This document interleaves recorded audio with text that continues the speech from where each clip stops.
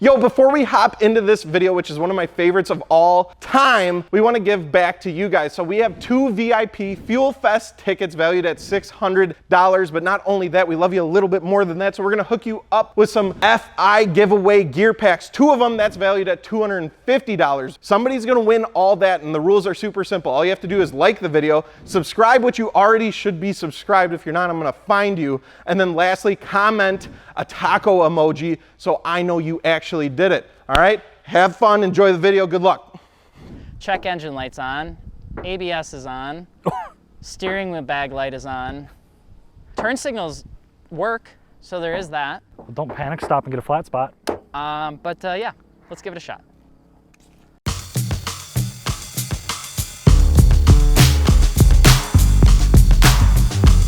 What's going on, guys? I'm Alex from Fitment Industries, and I'm here with Sean from Fitment Industries. And we are finally here for the first ever episode, really, actually doing this. The real stuff. Of what's yours one called? What's your car called? This is the clean car. And this is the clapped car. Clapped. And we're gonna be taking it through its paces here at our flag track of choice, Road America. We're over at their go-karting track, which even their go-kart track is like a full-size track for some places. We got moto running in the background. Yeah. It's a beautiful day. It's hot. I'm gonna burn. Sean's probably gonna burn. We're gonna look like tomatoes after this. But this is the first episode of Clean versus Clapped. If you guys don't know, wheels, tires, suspension over at fitmentindustries.com. Don't forget to subscribe. And that one is actually going to a lucky winner, is it not?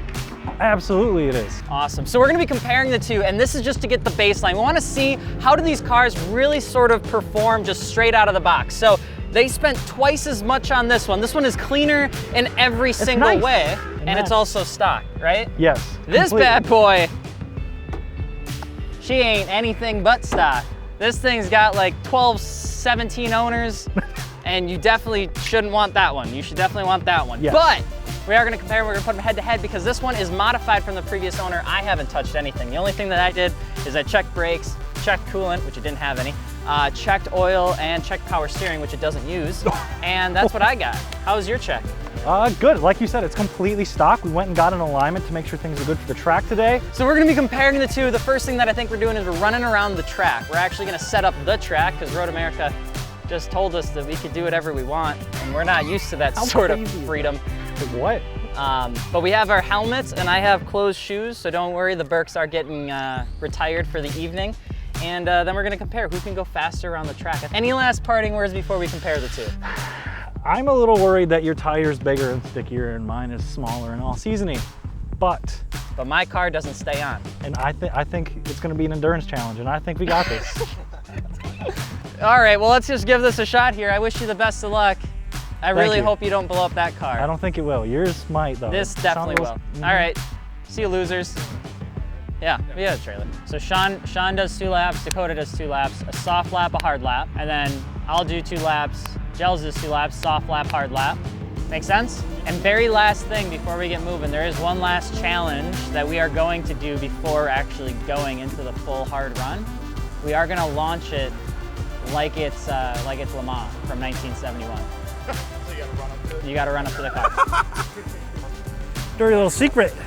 You got some air pressure out of your tires, you get a little bit more grip.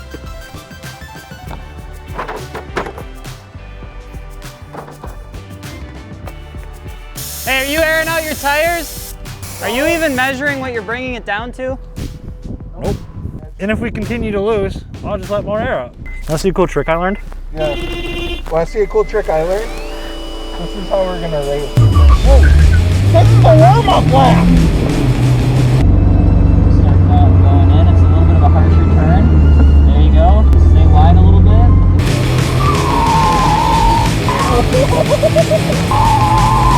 Cut in, nice job.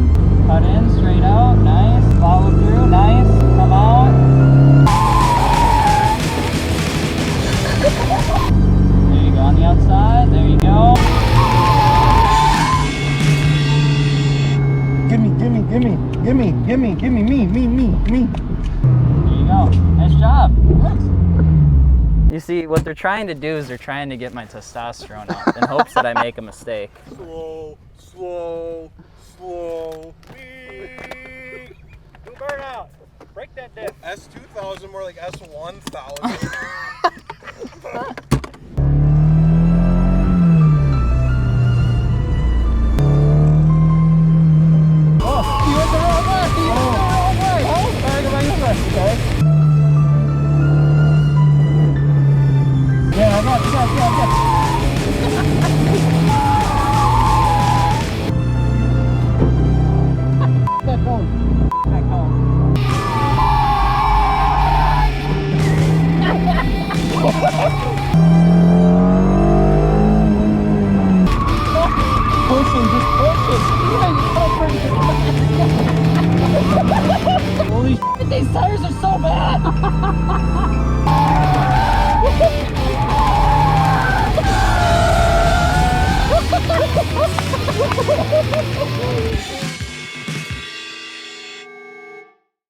Awesome. Now, before we even really get into this, there's a couple people that I know on the channel that are avid racers, they're avid track enthusiasts, autocrossers, and things like that. One of the things that you are gonna notice about both of these cars is that they don't actually feature any sort of roll bar or roll cage system in them, which is usually, with a convertible, a no-no. What we've been able to do is, especially with this baseline test, is we've worked with Road America in terms of what sort of restrictions we're gonna be kind of running under to make sure that we don't have to run them with the roll cages for this baseline test. Now, that's not to say that you shouldn't go buy a roll bar or a roll cage if you're running around with a convertible at an autocross or track event. You should, and they'll probably require it. So before we even jump into the rest of it, just letting you guys know that is something that we took into account, that is something that we're aware of. By the time these cars make it back for a full-on run, both of them will be featuring roll bars and all the good stuff, right?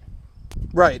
Good. All right, now let's get into the rules. Dakota, what are the rules? So each driver gets Loser. 3 laps, okay? And then you're gonna take your best lap from that, and obviously we're a team. We got team clean, team clapped.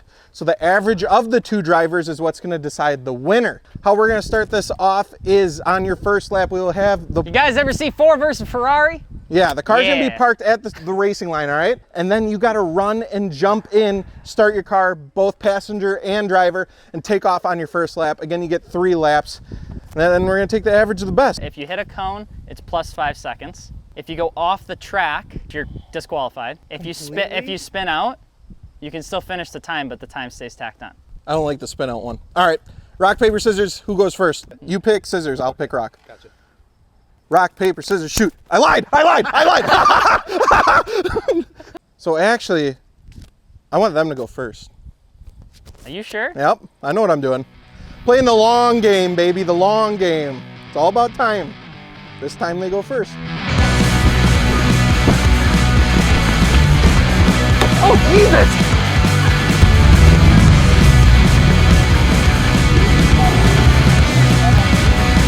It's a different way of driving, I feel like, because like it's super technical in the sense of like you've got to hit everything correct. I don't know, like I said, it's just very technical and it's really neat.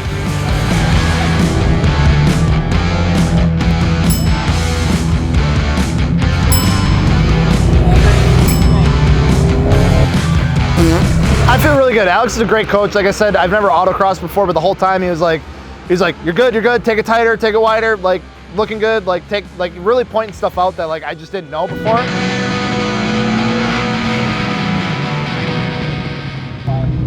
So on the 3rd lap, Gels did hit a cone. What? Oh, game change! We got footage to review. Bull. Let's go! Smoked it right there, bam. Smoked Where? Did you take a photo? Where? With that added on, that lap is no longer his best lap. Oh. Damn. I thought I heard it. I was like, no, no, I didn't. Damn it.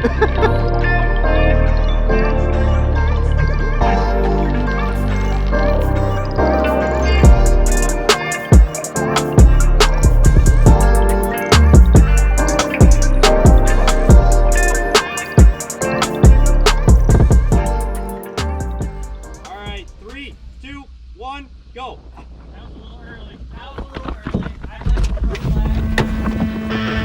Flag this! Start it, Sean! Start the car!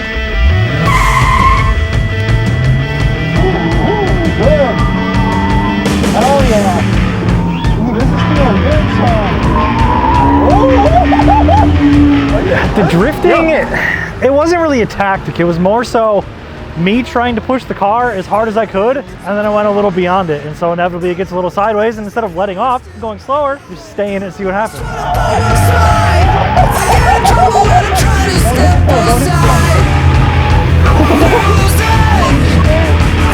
You gotta go to shift, and then like, dude,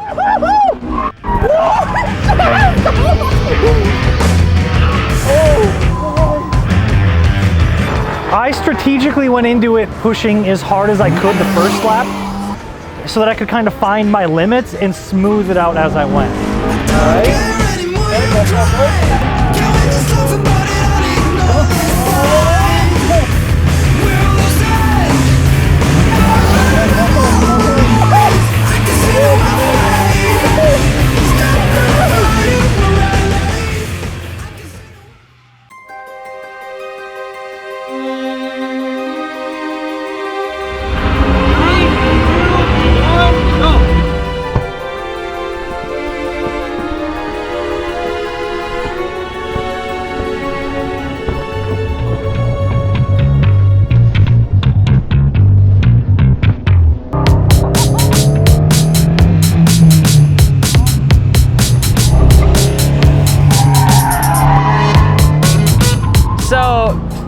The second lap, everything was going pretty good. I was running a really good time. I had Gels counting time for me.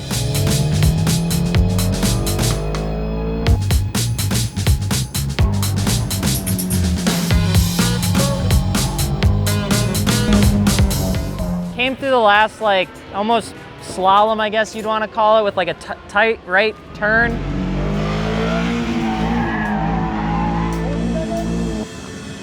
And I could feel the rear end coming out, and Gels told me I was at 51 seconds when I got to that turn, so I decided to try power through to see if I could get to the finish line.